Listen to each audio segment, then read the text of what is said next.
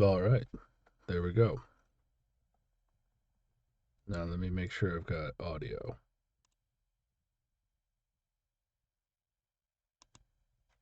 Uh-oh. Oh, this thing just died. I don't know why, but you can hear me. There we go. There we go. There we go. Okay, my sound's working.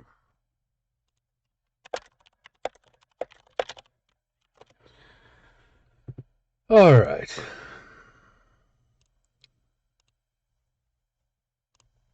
Let me minimize this stuff.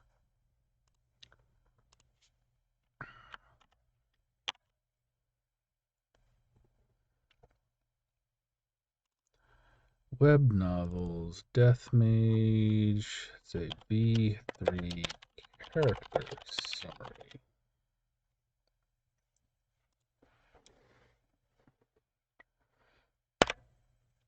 Insert some background noise.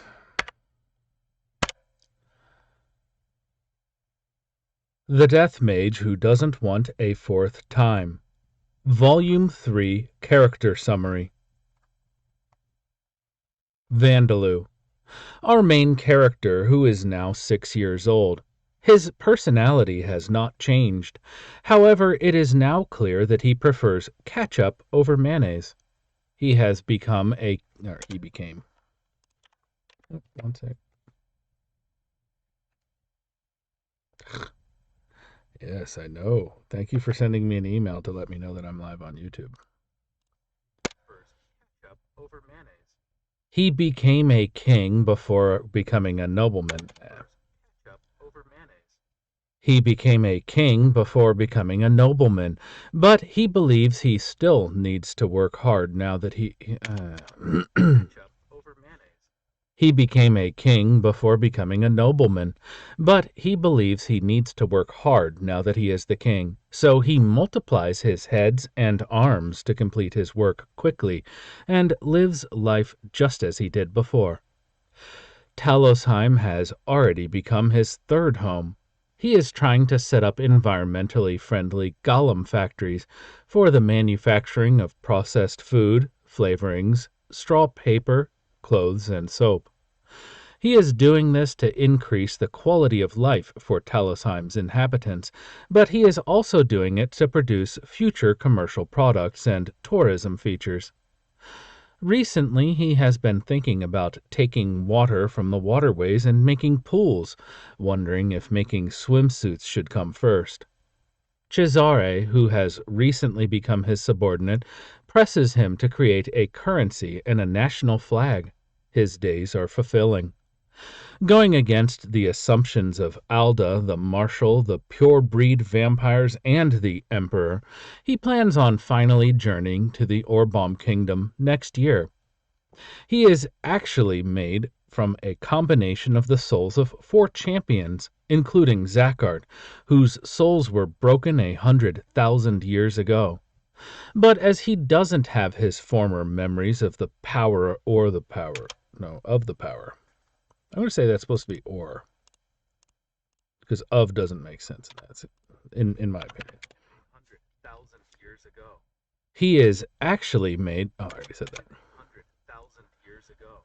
But as he doesn't have his former memories or the power of the champions, he isn't aware of this. It was 100,000 years ago after all. Incidentally, if the current Vandaloo's fighting abilities were to be evaluated using the Adventurer Guild's system, without any magic, he would be considered to be in the upper D class. If using only no attribute magic, C class. If he used death attribute magic as well, B class, as death attribute magic is still an unknown form of magic.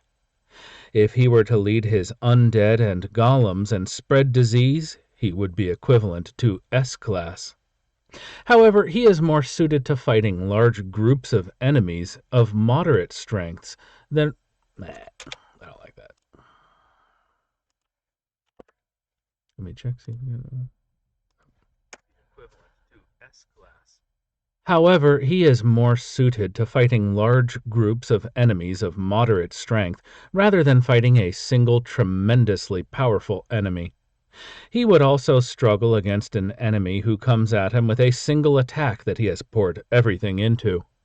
If this enemy has trustworthy allies to back him up, Vandaloo would not be able to avoid being at a disadvantage. Pavlina, a half-noble orc girl who will sometimes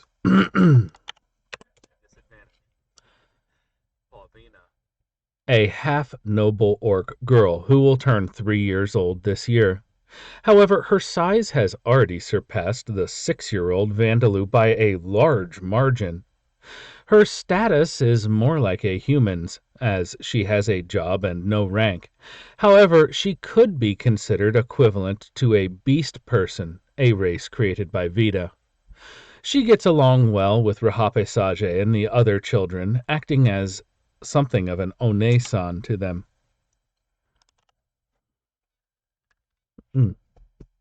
Sorry.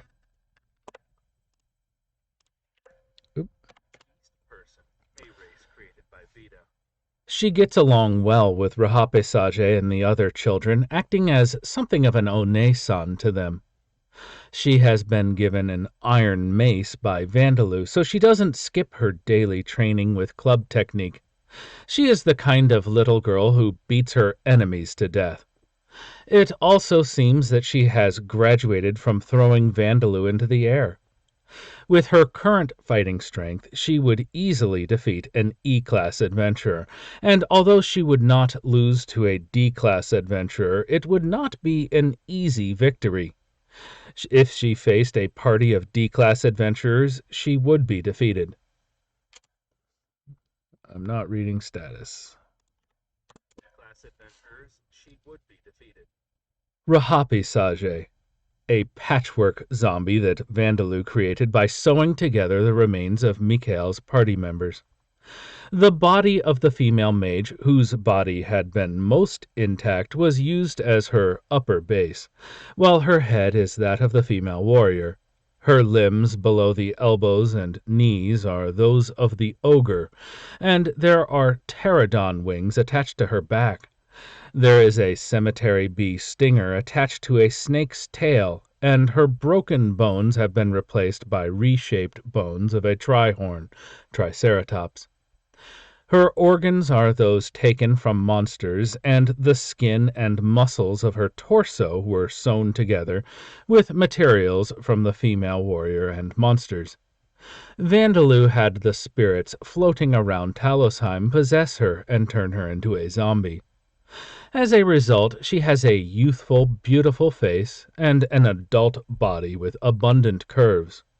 Her skin is pale, dark, and dark green skin held together by subtle stitches, giving a corrupt-looking contrast, and her limbs are those of an ogre's, capable of easily crushing an adult man's head. There are wings on her back and a tail protruding from her waist, so it is difficult to tell what she is with one glance. As the spirits of the owners of the bodies were not present because too much time had passed since their deaths, Rahape Sage's intelligence and mental age are equivalent to a young child's, and she cannot use magic. She has quite a gluttonous personality and has a particular liking for mayonnaise and ketchup. During the defense of Talosheim, she successfully increased her rank after defeating numerous noble-born vampires who were far superior to her. Incidentally, she remembers absolutely nothing about the Merg Shield Nation.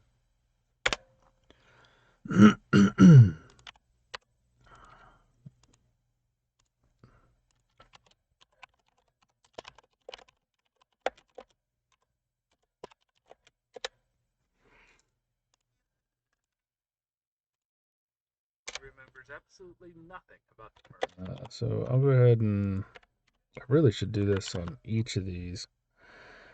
One sec. But at S class, Pavlina. Okay, that's the first one. I'm going to just give it a little bit of a...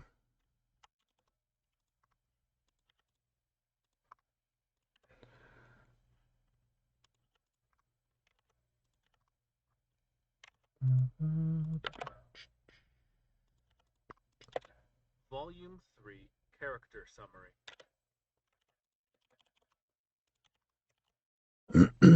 I'm just putting this together a little bit different so it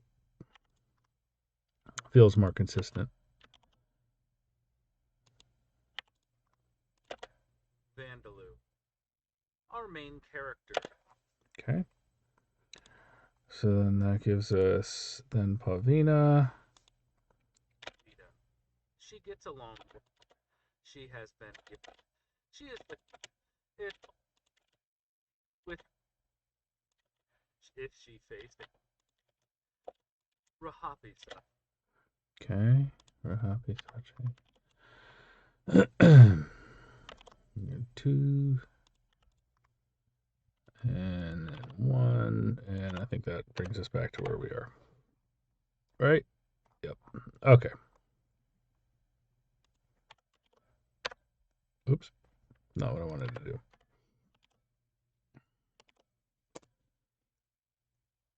Sam. Just to make sure I do everything exactly the same.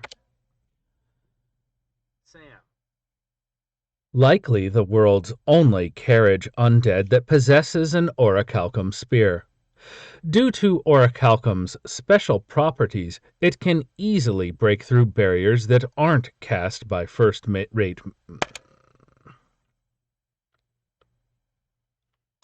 mate. Arr. Undead that possesses an orichalcum spear. Due to orichalcum's special properties, it can easily break through barriers that are not cast by first-rate mages with exceptional intelligence, spurring on Sam's rampages even further. Among those he ran over, there was someone who had a connection to the noble family that he served when he was still alive, but he doesn't care. What bothers him more is his daughters, whose bodies are now excessively exposed. He worries about what will happen when their ranks increase even further. He has been appointed as a civil official of Talosheim, but rather than being busy with work, he is busy making preparations for work. His rank also increased during the defense of Talosheim. He went from being a blood carriage to a murder carriage, becoming an ever-increasingly sinister carriage. As he wields an orichalcum spear, D-class adventurers are nothing but sources of experience points for him. Even a C-class adventurer would find it extremely difficult to fight that. Nothing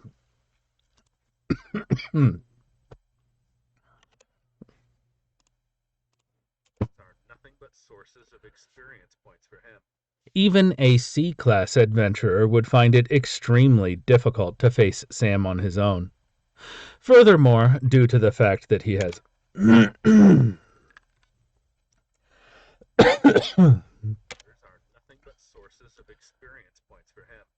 even a C-class adventurer would find it extremely difficult to face Sam on his own. I still have something in my throat.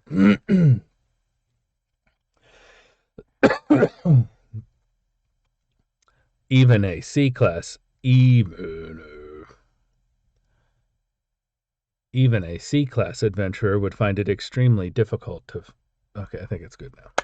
Nothing but sources of experience points for him. Even a C-class adventurer would find it extremely difficult to face Sam on his own. Furthermore, due to the fact that he has acquired the space expansion skill, the inside of his carriage is 3 times larger than it appears from the outside, increasing his utility even further.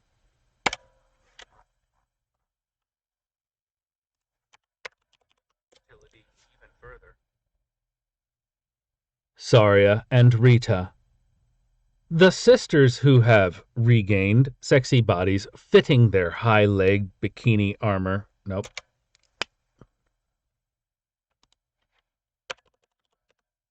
Oh, stop it. Saria and Rita. The sisters who have regained sexy bodies fitting their high-legged armor. I always want to say high-leg bikini armor, but it's high-leg armor and bikini armor.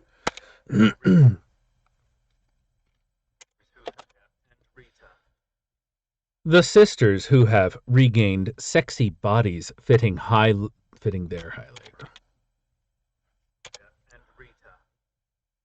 The sisters who have regained sexy bodies fitting their high-leg armor and bikini armor due to the leveling of their spirit form skill.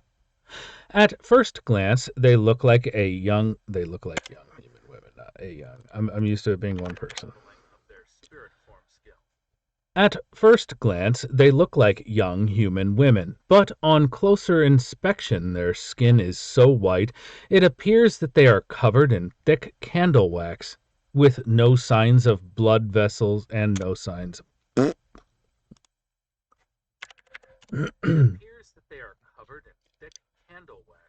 And no signs of blood vessels are visible, let alone blood.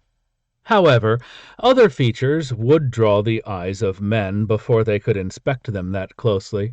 But the sisters appear to feel no embarrassment as they consider their armor their main bodies. Their appearances have changed, but as spirit form is something that replaces the loss of their body's flesh and functions, their overall strength has increased remarkably. As Vandaloo has made them wear capes to hide their stimulating backsides, their physical and magical defenses have increased as well. They have acquired bodies that cannot grow fat, so the sisters are obsessed with the foods and flavorings that Vandaloo has reproduced in Lambda.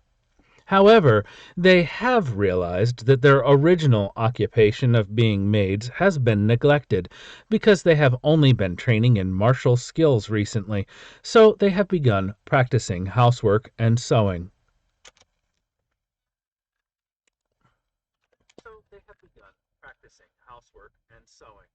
If these two are faced together, even a C-class adventurer party would have a high chance of being defeated.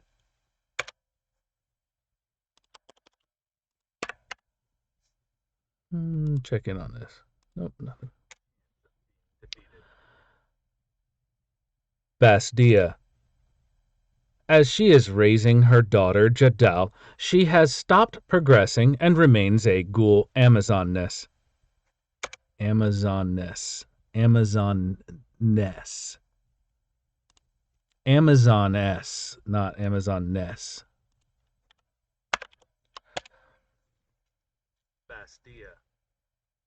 As she is raising her daughter Jadal, she has stopped progressing and remains a ghoul Amazoness. However, due to Vandaloo's mana boot camp, her mana has increased and she has acquired several magic-related skills. Jadal has been weaned, so Bastia has started learning how to cook recently. Her current specialty dishes are roast meat and roast skewered meat. Incidentally, she is the only opponent that Vandaloo is currently able to defeat in Shogi. Her ability is above that of an average C-class adventurer, but below that of a B-class adventurer.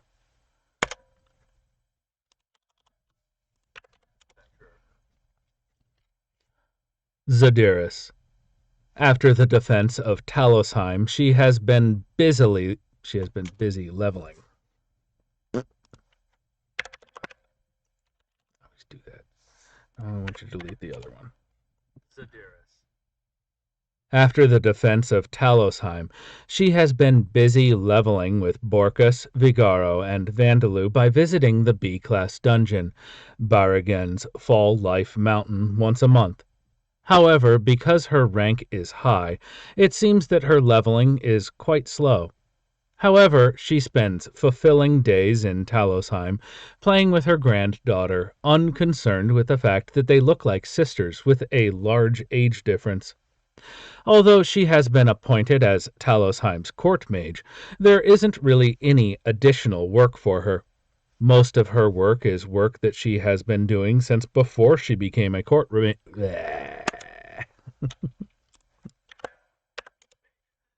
isn't really any additional work for her. Most of her work is work that she has been doing since before she became a court mage. If her rank has in her rank, I don't know why I said if.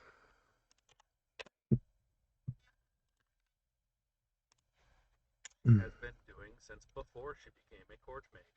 Her rank has increased, and she has become a ghoul elder mage, and her field of vision has increased due to the third eye that has appeared on her forehead.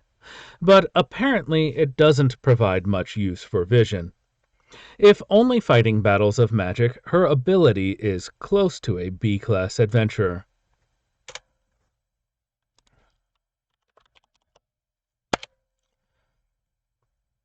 Vigaro. His rank has increased and he has become a ghoul tyrant, a status that is legendary among ghouls.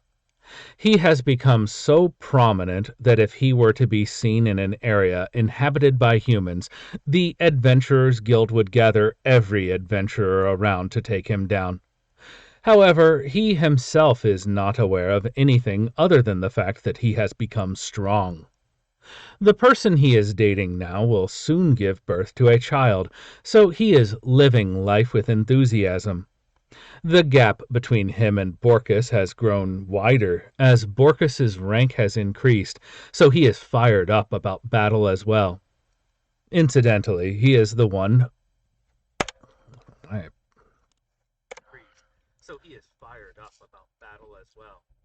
Incidentally, he is the one who taught Vandaloo the unarmed fighting technique of the ghouls. However, he has already been surpassed in proficiency with the unarmed fighting technique itself. Bothered by this, he has started training in unarmed fighting technique in addition to his training with his axe. He has become one of Talosheim's military officers, but he simply thinks, I just have to hunt some monsters, right? His life isn't any different from before. In a one-on-one battle, he would defeat the average B-class adventurer.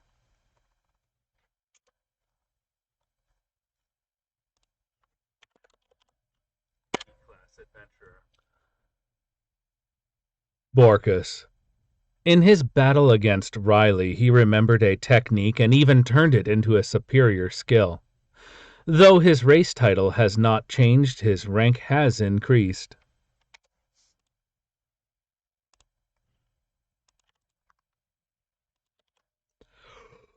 His rank has increased. He has dealt with the ghosts of his past a little, so he feels greatly satisfied with his own achievements. He has mostly regained the ability he had while alive, and his stamina has surpassed what it was back then.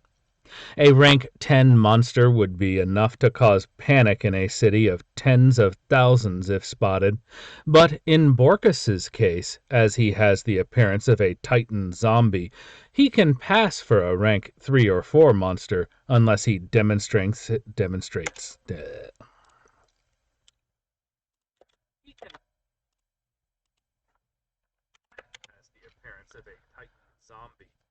I don't know where that is.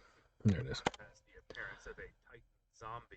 He can pass for a rank 3 or 4 monster unless he demonstrates strength himself or an insightful individual sees his true power. Because of this, he is thinking of pretending to be a zombie, but his zombie friends tell him that it's impossible and that he is terrible at acting like a zombie. Like Vigaro, he was appointed as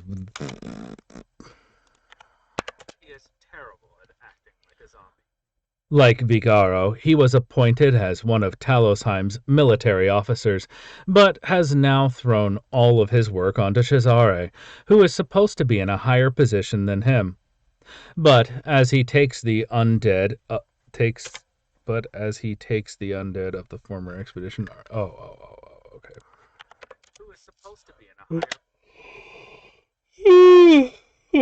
Sorry. Who is supposed to be in a higher position than him. But as he takes the undead of the former expedition army with him when he hunts, it can be said that he works by training the new members. His favorite foods are mayonnaise, and his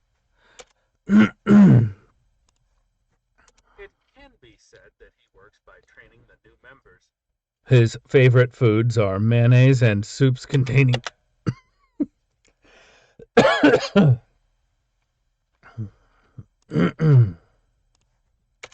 can be said that he works by training the new members. His favorite foods are mayonnaise and soups containing dashi. That's better.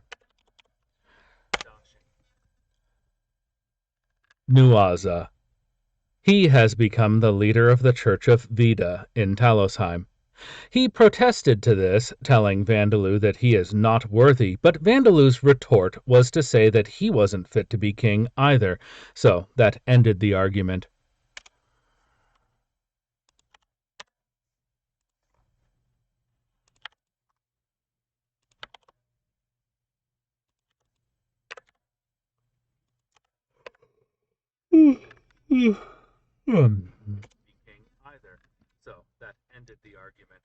However, since Nuaza has basically been managing the church on his own, nothing has really changed even after he assumed this position.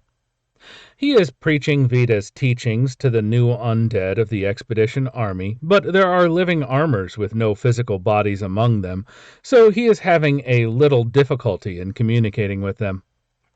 His race title is Lich, but because he received an orichalcum mace from Vandaloo and was proficient in hand-to-hand combat to begin with, his magic has completely become something of a trump card at this point.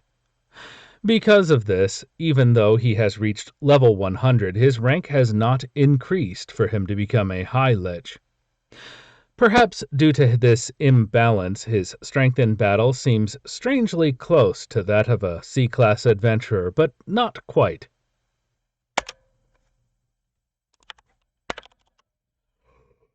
Oh, man. Oh. Bone Man. His rank has increased for him to become a Viscount, and his appearance now sets him apart from normal skeletons. His presence is so impressive that Vandaloo would be overshadowed if he stood next to Bone Man. He has recently acquired the Mount skill, fitting for a knight, but writing Nochin seems like it would cause Bone Man to become incorporated into Notion. No, it's not Notion. It's Knochen. Is it Knochen? Knochen? I gotta look it up. Knochen. He has shadowed if he stood next to Bone Man. He has recently acquired the Mount skill, fitting for a knight, but writing Knochen seems like it would cause Bone Man to become incorporated into Knochen, so he is unable to make use of it. This is why he is That is why. He is unable to make use of it. That is why he is requesting Vandaloo to create a dragon zombie or a bone dragon, but as it is more effective. That is why he is requesting Vandaloo to create a dragon zombie or bone dragon, but as it is more effective to turn these into materials for equipment to be distributed to everyone rather than creating a single creature that would take time to grow strong, this has been postponed. But as victory was achieved in the defense of Talosheim, Vandaloo has decided to turn the next hunted dragon into a bone dragon, though he is now facing the harsh reality of the world as dragons have stopped appearing. Because of this, he is currently using a bone Tyrannosaurus as a mount. When mounted, Bone Man's strength in battle is equivalent to multiple C-class adventurers.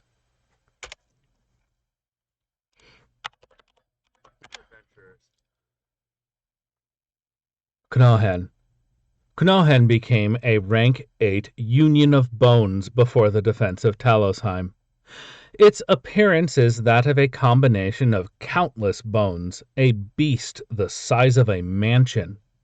Knochen is a powerful monster. Attacks that would effectively break the skulls and backbones of normal skeletons are ineffective on it, as it replaces its broken bones with the bone form manipulation skill. It is noteworthy that the bones of earth dragons and rock dragons have been absorbed by Knohen's body, while normal unions of bones would not have these. Its defense is as solid as steel. It is a monster that the Adventurers Guild would designate as a disaster. If it were discovered, the Guild would send out compulsory requests and form an extermination squad. The Adventurers Guild itself is not aware of this, and nobody else knows either. Knohen's very existence is rare, so it's not well known as Goblin Kings. It frequently flies in the skies above Talosheim, but apparently Vandaloo is riding inside of it around 1 in 10 times.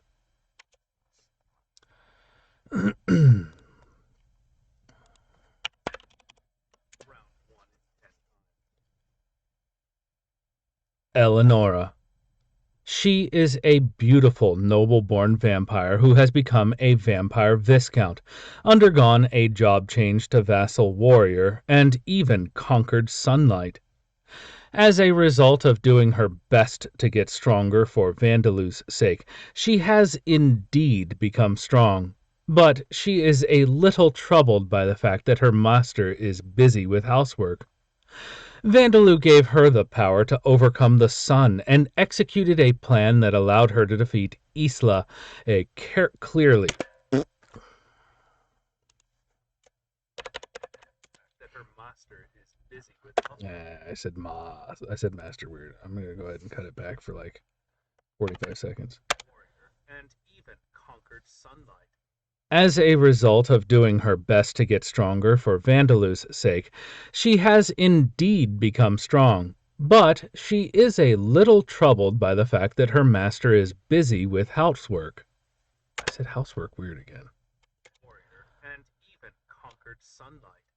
As a result of doing her best to get stronger for Vandaloo's sake, she has indeed become strong. But she is a little troubled by the fact that her master is busy with housework. Vandaloo gave her the power to overcome the sun and executed a plan that allowed her to defeat Isla, a clearly superior foe. Her belief that Vandaloo is a more fearsome being than the pure-breed vampires has grown even deeper. Isla and the vampires, who became vampire zombies, have become Eleonora's subordinates. Her current objective is to have all of them acquire the sunlight resistance skill.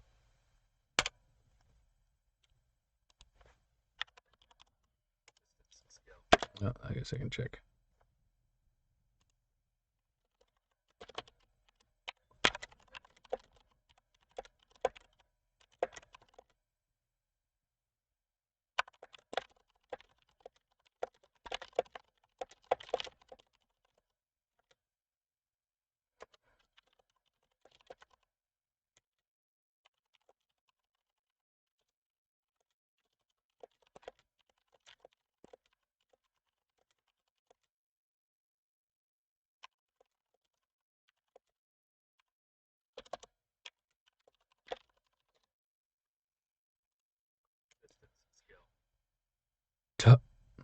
Taria. Taria. She is an ambitious person who wants Vandaloo to control the entire continent. She feels younger after having undergone. She feels younger after having undergone youth transformation, so she is seriously considering using her own body to curry favor with Vandaloo, something she did not consider before. But she believes that being forceful would not be wise, so she diligently made arms for the defense of Talosheim as part of a plan to act the woman who supports him from the shadows. She is also the only one in the group of women around Vandaloo who does not feel a sense of risk at her lack of ability to do housework. I have my craftsmanship, she tells herself as she continues to create arms. In addition, Saria and Rita... with...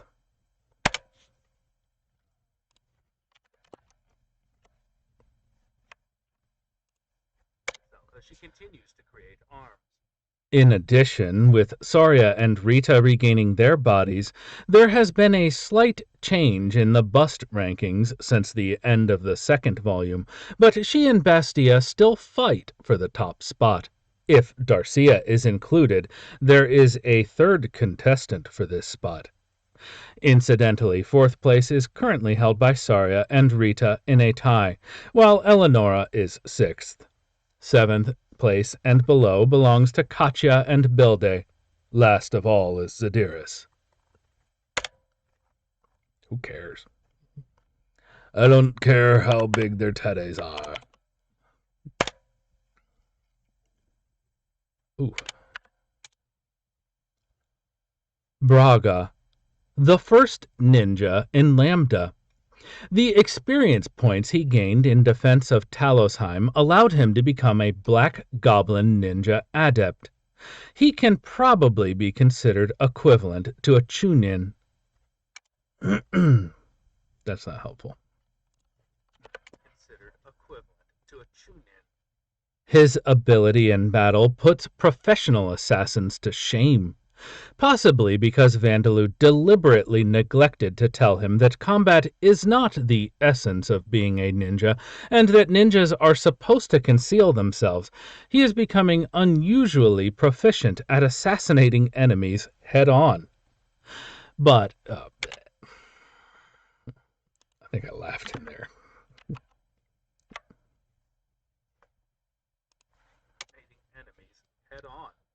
He has a mischievous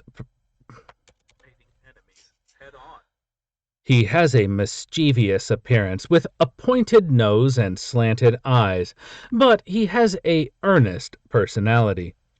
Because of this, he and the other black goblins were engrossed with their training and have realized only recently that most of the members of the other new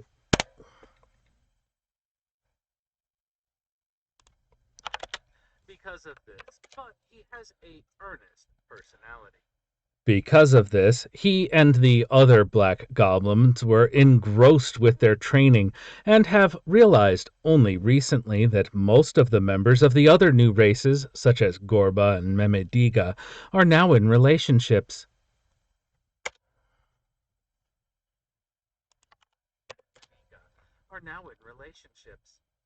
King, we want relationships with people as well. Do you want to come with me to the Orbom Kingdom next year?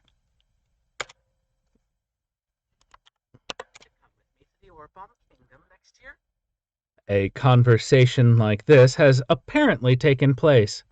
Of course, there is no guarantee that Braga and the others will find lovers even if they do go to the Orbom Kingdom.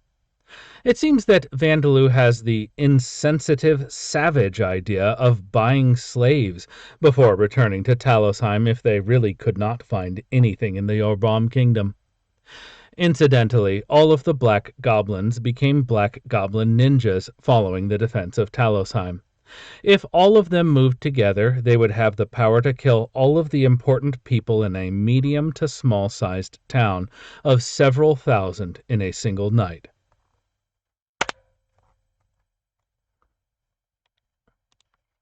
Alda, he's a crockler potterler. Alda. He was originally the god of the light attribute, but because he took Vida's divinity, something that is necessary for gods to manage and rule over the world, he now rules over the light attribute and is known as the god of law and fate. His personality is conservative, and his principles are old-fashioned. He hates change and believes that people should live each day as they did the day before, under the order that he has created. He believes that this is happiness. That was why he chose Bellwood as his champion, as Alda thought that he shared the same beliefs. Okay.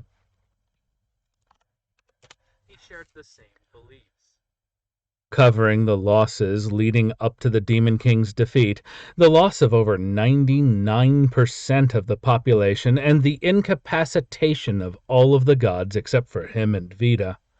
Alda believes that the destruction of the souls of Zakhart and the other three creation-minded heroes was something that should have been avoided at all costs.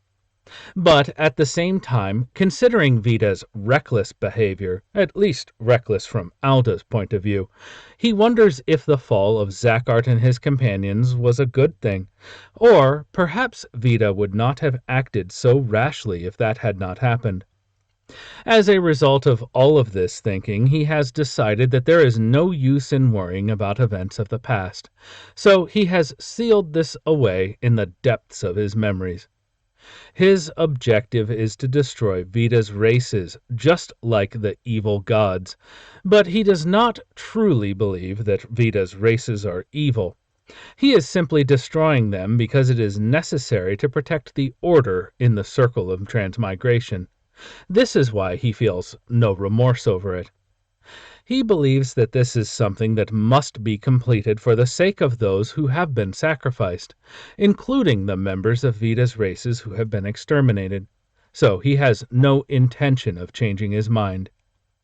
His information regarding Vandaloo was interrupted by Gordon and the others becoming undead, and Rodcart has not shared any information with him either, so he is unaware that Vandaloo is able to break souls.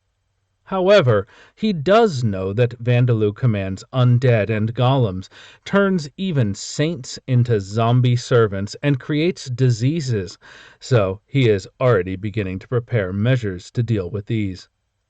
But as there are currently none who can accurately understand his divine messages, he is starting with things like raise people who can withstand disease. People who can understand divine messages accurately are rare. Nuaza is a genius in this regard. He has subordinate gods such as Curatos, the god of records, and Niltark, the god of judgment.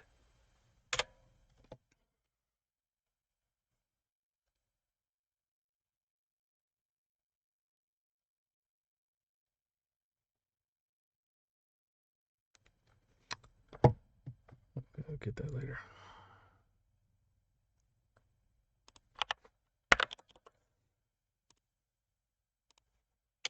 The god of judgment. Bellwood, the champion chosen by Alda.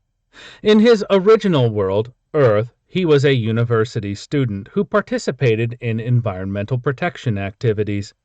He had a handsome face and a charisma that attracted people, was successful in his studies and possessed athletic ability.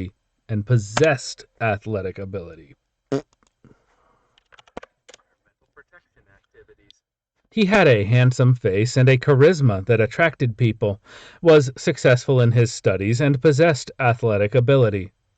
He was a person blessed with many things, but after he began focusing on radical nature conservation activities, people drifted away from him.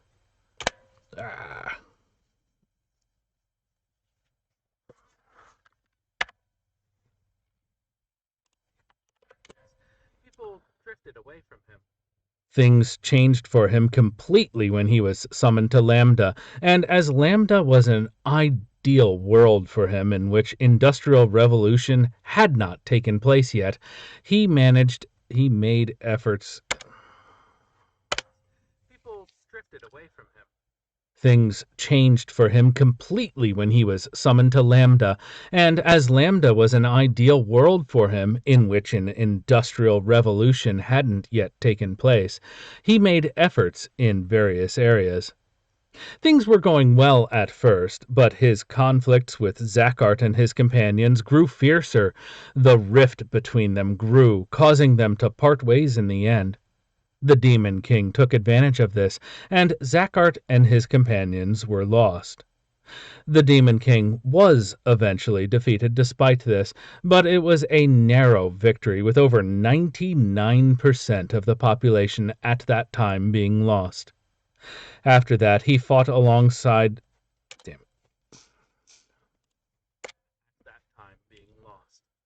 After that, he fought against Vita alongside Alda, with righteous indignation because she turned the soulless Zakhart into an undead and gave birth to vampires and ghouls. races that have a bad image on Earth. In his eyes, she was toying with the dead and with life itself. There is some truth to his claims, but he has the kind of personality to not listen to others. He would say words like, "Let's discuss things," and "We'll understand each other if we talk about it." But if one actually argued with him, he would shout his points and interrupt the points of others, especially those disagreeing with him, so that proper discussion was never reached. Because he simply says things that are comforting to hear, he seems like a good-natured person to those who think like him. His ideal is a self-sufficient lifestyle with no electricity or steam engines. He believes that this is the true form of man, as magic does not pollute. This is the true form of man. As magic does not pollute. This is the true form of man. As magic does not pollute. This is the true form of man. As magic does not pollute the environment, at least Bellwood did not think that it does, he does not restrict its use. Incidentally, most of the things written in the picture book Vandeleur read in the past are true, and all of the women that Bellwood loved survived the battle against the Demon King. After death, he attained divinity and became one of Alda's subordinate gods. But the god of... But he and the god... Oh. Survived the battle against the Demon King. After death, he did... Survived the battle against the Demon King. After death, he attained divinity and became one of Alda's subordinate gods. But he and the evil god of sinful chains struck each other down.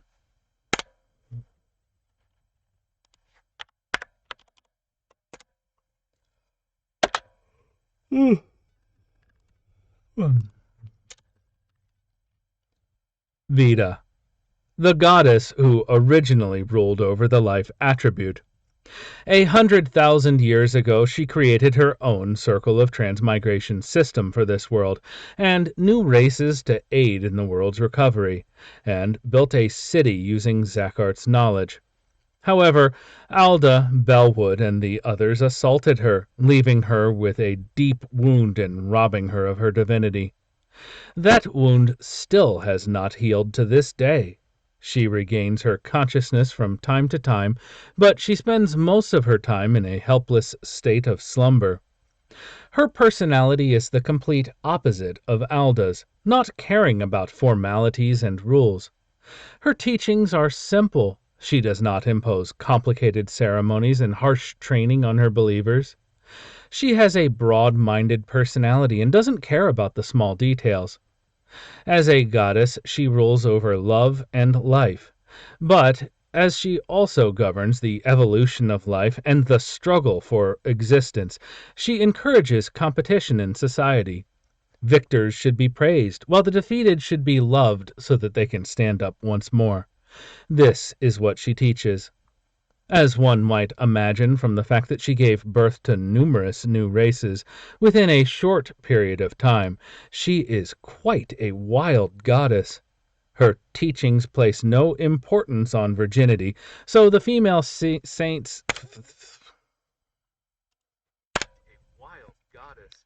Her teachings place no importance on virginity, so the female saints who served her acted as sacred prostitutes.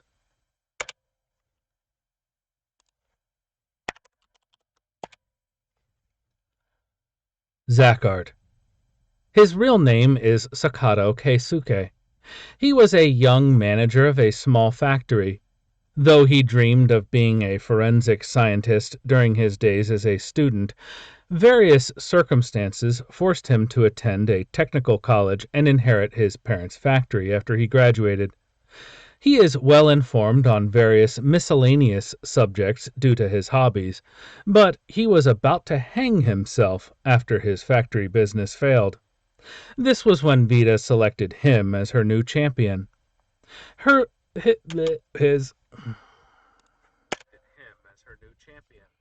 His looks were average and he was not athletic. The ability he gained was creation-oriented. He was not a very champion-like champion. This showed in the way he fought in the battles against the Demon King. Bellwood and his companions said that it was a holy war to protect the world, but Zackart was the only one who thought of it as a war.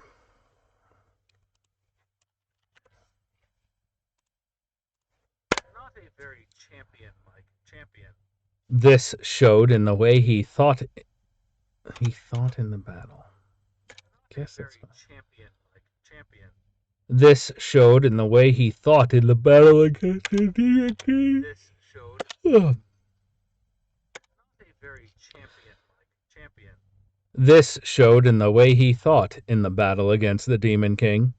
Bellwood and his companions said that it was a holy war to protect the world, but Zackart was the only one who thought of it as a war between invaders and the world's native people from the very beginning. As a result, he was able to successfully make numerous evil gods switch sides. However, this achievement caused distance to form between him and the battle-minded champions, and also attracted the Demon King's attention. He had the type of personality that treasured harmony within a team. Before he knew it, he had become the peacemaker among the creation-minded champions, and clashed often with Bellwood, the leader of the battle-minded champions. Though Bellwood shouted his own opinions without listening to those of others and tried to overcome holes in his plans with sheer strength, Zackart knew that the champions must not be divided. He continued to pacify his companions and support Bellwood. However, unable to endure it in the end, he began following his own path. He had some radical thoughts as well, creating a plan to develop and make use of the most powerful, most environmentally harmful weapon among the chemical weapons of Earth. He and his fellow creation-minded champions had their souls broken by the Demon King. The fragments of their souls were recovered by Rodcart, turned into a single soul, and, through a 1,000-year reincarnation, became Vandaloo.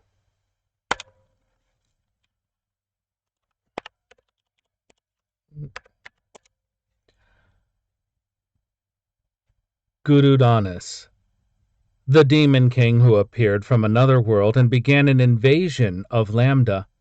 His power is said to have been so great that he could have exchanged blows with every single god on his own. In addition... oh,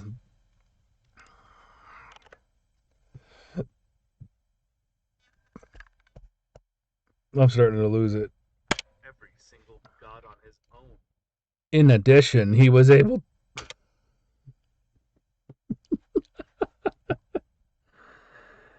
In addition, he was able... Every single god on his own. In addition, he was able to break and destroy souls, something that even the gods were not capable of. With this ability and fear, he ruled a multitude of evil gods. He possessed the ability to simultaneously shield himself with barriers against both physical and magical attacks, as well as plenty of other troublesome abilities. He somehow imitated Rodcart's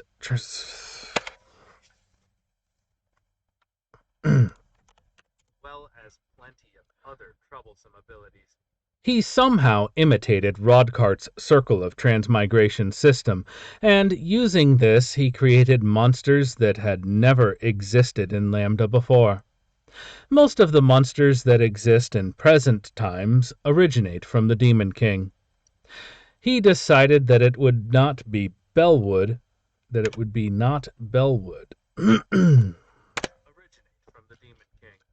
He decided that it would be not Bellwood who possessed exceptional ability in battle, but Zackart's knowledge that would one day drive him into a corner. He disguised himself as one of his own soldiers and obliterated Zackart.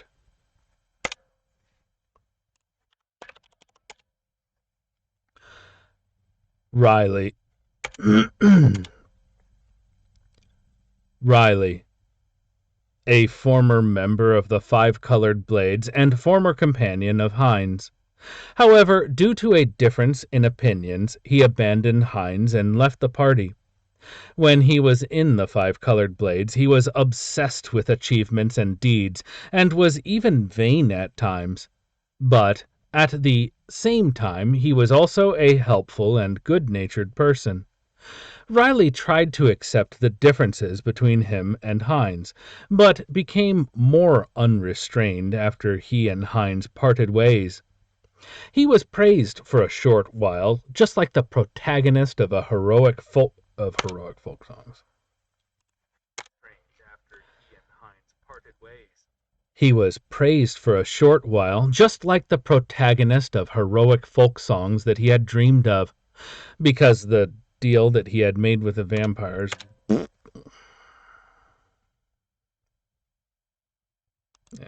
getting tired. Protagonist of heroic folk songs that he had.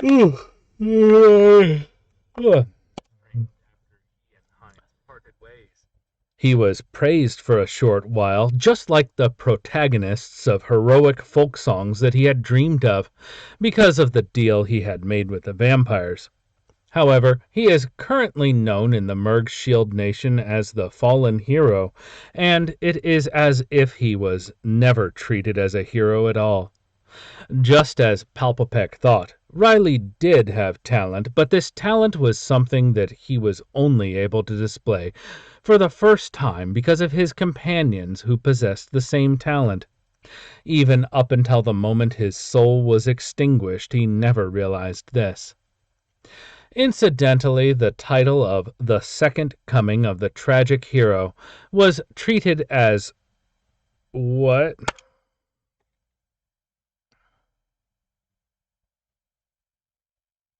I'm going to have to skip it because it doesn't even tell me what it is. Extinguished, he never realized this. Jeannie, Messara, Flark. Riley's 3 criminal slaves. Oh, I forgot to do it.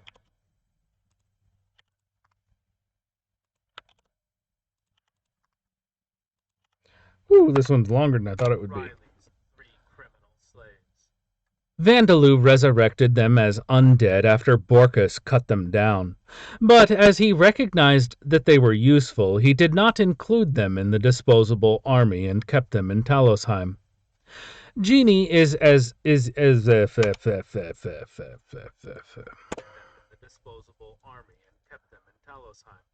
Jeannie is useful as he knows about the Merg Shield Nation's underground society, the Adventurers Guild, and can even be used as a scout, which Talosheim lacks even with the ninja unit.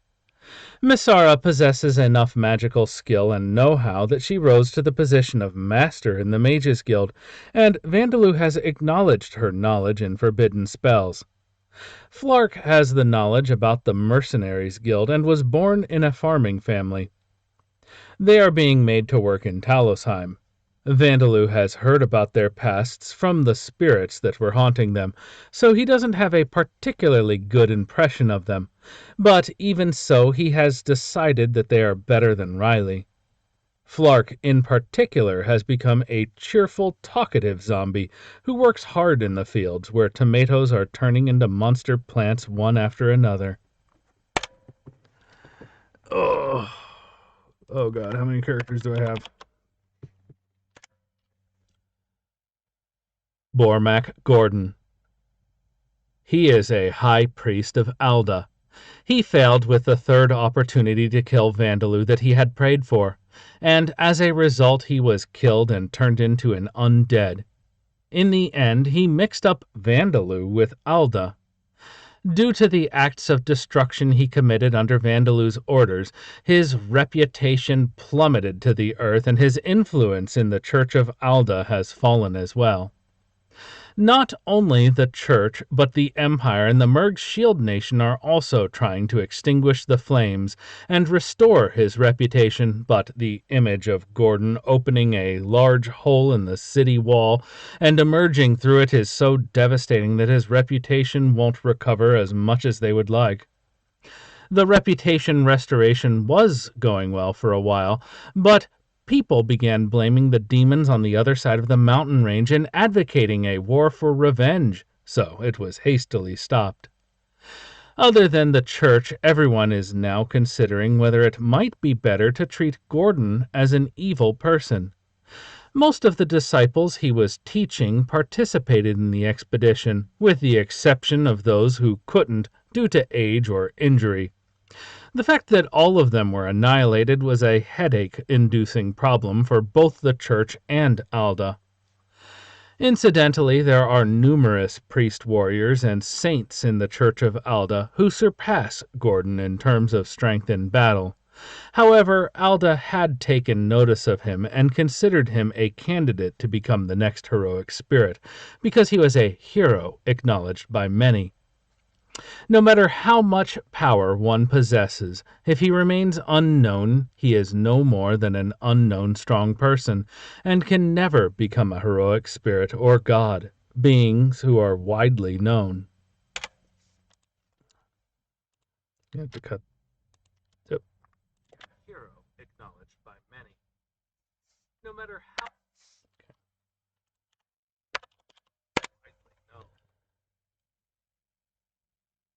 Viscount Berno Balcese, the person who suffered the most damage in the third volume.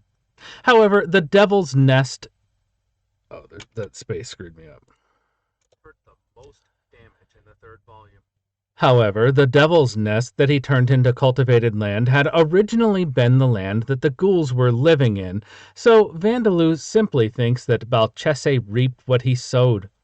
Of course, ghouls are treated as monsters in human society, so only Vandaloo and his allies would think that way. The fact that his cultivation project has stopped giving him economic problems. The fact that his cultivation project has stopped. His allies would think that way. The fact that his cultivation project has stopped caused him economic problems, but a project to construct a fort overlooking the Boundary mountain range has begun under the leadership of the Amid Empire, so he is somewhat able to breathe a sigh of relief with that. His children and grandchildren will likely be severely troubled by the fort's existence, but Balcese will be praised as a benevolent lord for the fact that Balcheburg was successfully defended, and the fact that it could recover economically.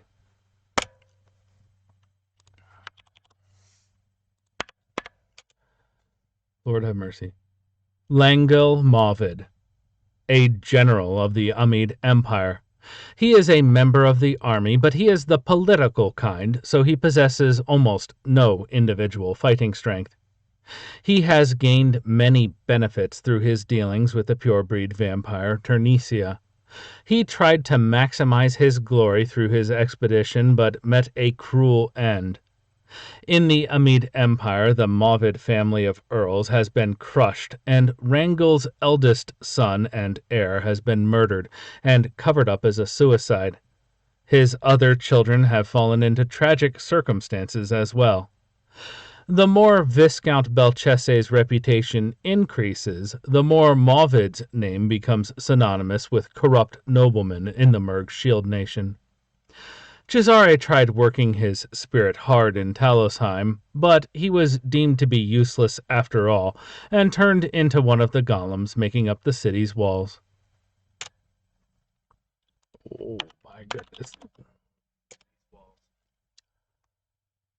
Cesare Legston, the second son of Earl Legston, the former marshal of the Merg Shield Nation.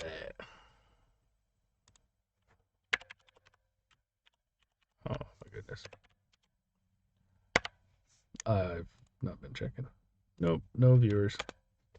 Cesare Legston, the second. Oh.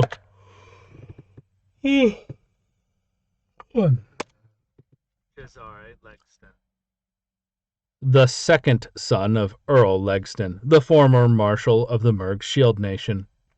An unfortunate person who got caught up in the pure-breed vampire's conspiracy. He is mediocre as a commander, but he is the coordinating type of military officer and performs well in doing civil official type work, so he is a versatile individual. Vandeloo has acknowledged this and appointed him as general. Borkus, being someone who cannot do desk work, is another reason for this.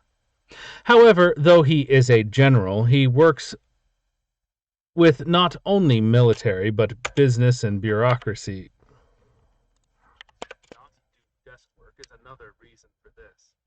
However, though he is a general, he works not only with military business but bureaucratic affairs as well. Though he says he would have died of overwork if he wasn't already dead, he works like a workaholic and presses Vandeloo to establish things like a national flag, currency, and laws. Incidentally, the Black Bull Knights Order is working in Talosheim, acting as opponents in mock battles for the ghouls to learn the arts of war and human-style group fighting tactics. This chapter's so much longer. Thomas Palpapek. As a result of Vandeloo's counterattack, he has been reappointed as Marshal. However, rather than this being an achievement, he is now drowning in a whirlpool of work that is enough to make his hairline recede. Now that only a third of the Merg Shield Nation's elite forces remain, he must return these to their original force. But before that, he must put the forts along the border on alert status so that the Orbom Kingdom doesn't take advantage. He is so busy with work that he doesn't even have time to plan things. He made a plan to cast Riley away, but it seems that he is now regretting not simply having him murdered.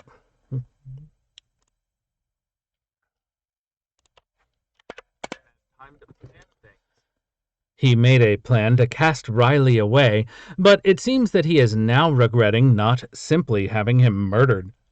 He believes that this is all Vandeloo's conspiracy, but as Vandeloo possesses no information on the political relationships in the Merg Shield Nation and the Empire, everything is simply a coincidence.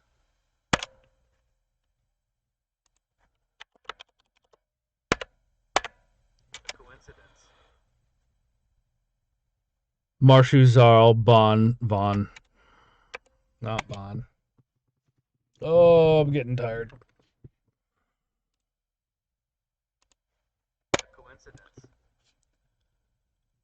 Marshuzarl von Belwood Amid. The Amid Empire's current half-elf emperor. He is handsome and clear-minded, placing more importance on benefits than emotion, but he doesn't take the emotions of others lightly either. He does follow Alda's teachings, but his religious piety is non-existent. It is merely a show. Even the persecution of Vida's races is something that he maintains out of convenience in order to avoid causing. Is non-existent. It is merely a show. Even the is non-existent. It is merely a show. Oh, goodness. Non-existent. It is merely a show. Even the persecution of Vida's races is something that he maintains out of convenience in order to avoid causing dissatisfaction among the people. He is interested in Vandeloo, who is able to command the undead. He wishes to acquire Vandeloo as someone to work for him from the shadows. However, this is an offer to which Vandeloo's only reply would be definitely not. Not only would he be unable to acquire the social fame that he wants the most, but those resurrecting from Origin would see him as an accomplice in a national conspiracy, band together and eliminate him. Marshuzarl thinks of Vandeloo as someone who can create undead in great numbers and tame them. So while he considers Vandeloo a threat, he also realizes how much use Vandeloo could be. However, he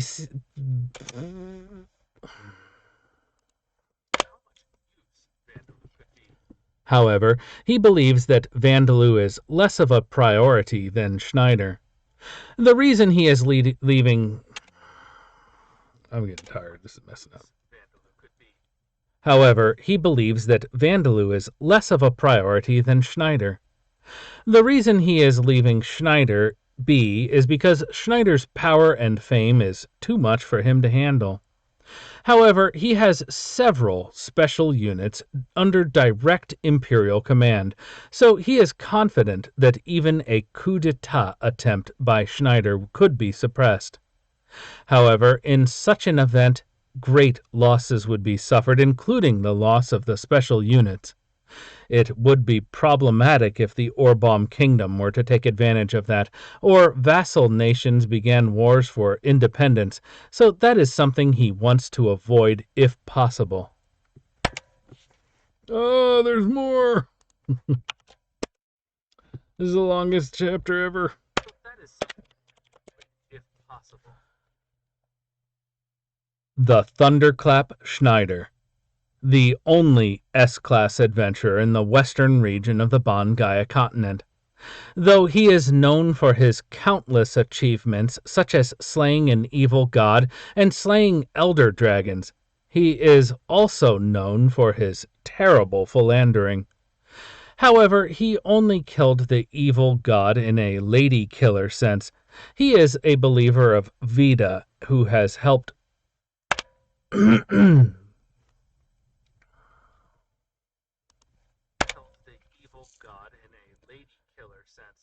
He is a believer of Veda who has helped tribes of Lamia and Skyla, so that he was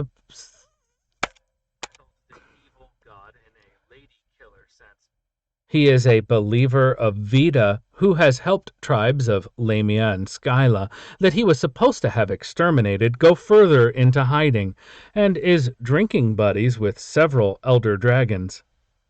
He is a human and appears to be in his 20s, but he is actually in his 50s. He hunted down numerous evil elder dragons, bathed in their blood, and ate their liver sashimi, and before he knew it, he had become immortal.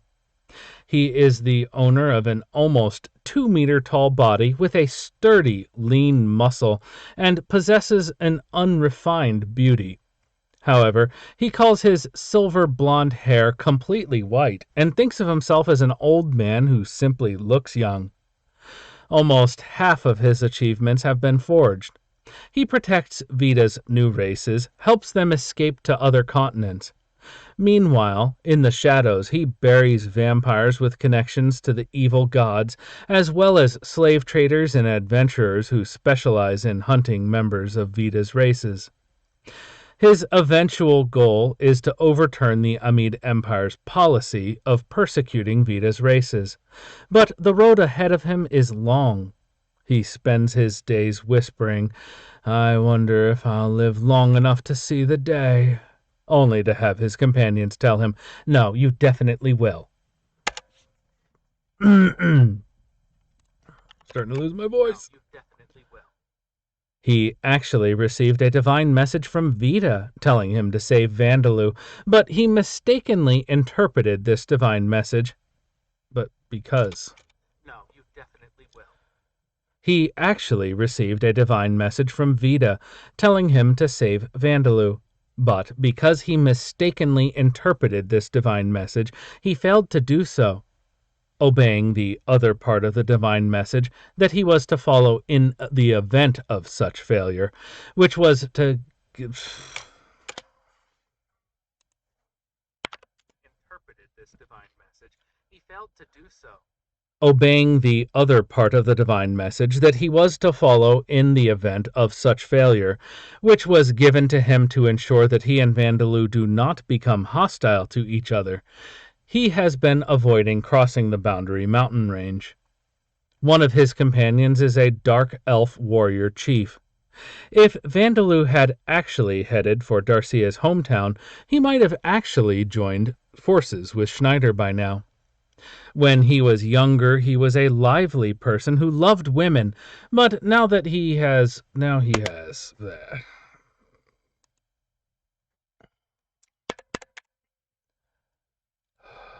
Forces with Schneider by now. When he was young, he was a lively person who loved women, but now he has more or less calmed down and become a health maniac for no apparent reason.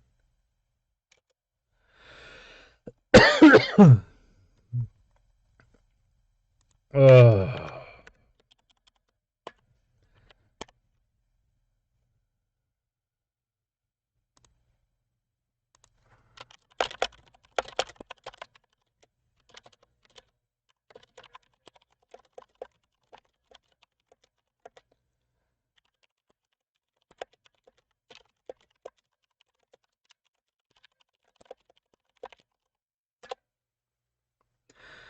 All right, that was significantly longer than I expected, so I only got one. Well, I have another one I'm uploading right now, but so we got 2 chapters going out tonight. Thank you for anyone who's listening still. Looks like one person maybe. And if it is Herbert Smith, I do some other stuff, and it's in my Discord, but I don't put it on YouTube because I don't want to get nuked again. Anyway, thank you for stopping by.